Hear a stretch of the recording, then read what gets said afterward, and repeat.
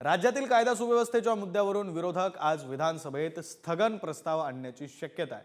बीडच्या मस्साजोग येथील सरपंच संतोष देशमुखांची हत्या, आमदार योगेश टिळेकरांच्या मामाची हत्या, बीड नांदेडमधील अपहरणाची प्रकरणं आणि परभणीतील संविधान विटंबनेवरून अधिवेशन तापण्याची शक्यता आहे।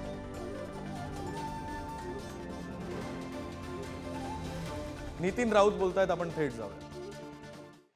या ठिकाणी जेव्हा शवविच्छेदन करण्यात आलं गव्हर्नमेंट मेडिकल कॉलेज औरंगाबाद मध्ये, त्या मेडिकल रिपोर्ट मध्ये सरळ सरळ त्या ठिकाणी सांगण्यात आलेलं आहे की मारहाणीमुळे या ठिकाणी मृत्यू झाला। तर मला तरी वाटतं की त्या जर निष्णात या ठिकाणी मेडिकलच्या ज्ञानी असतील तर त्या बोलत असतील, त्याला मी काय म्हणू शकतो। अजित पवार नॉट रिचेबल असल्याची चर्चा आहे कालपासून। अजित पवार नॉट रिचेबल असल्याची चर्चा आहे। खरं पाहिलं ना तर मला या लोकांची कीव येते हो। या ठिकाणी सत्ता पक्ष जो आहे बीजेपीचा, त्याला गरजच नाही यांची कुणाची। महायुती नावासाठी महायुती आहे, यांनी अजूनही विचार करावा।